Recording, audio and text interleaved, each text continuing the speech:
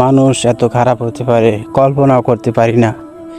তোফাজ্জল তাকে কিভাবে মারা হয়েছে তার ভিডিওটা দেখলে চোখে জল চলে আসে।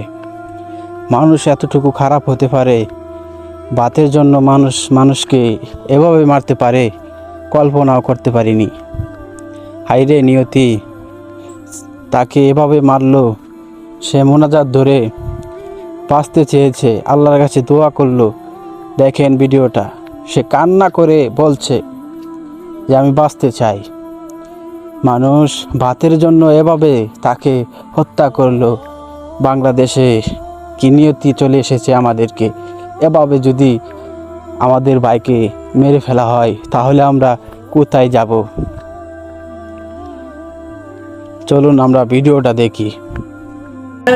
আল্লাহ, আমি সহ্য করতে পারি না।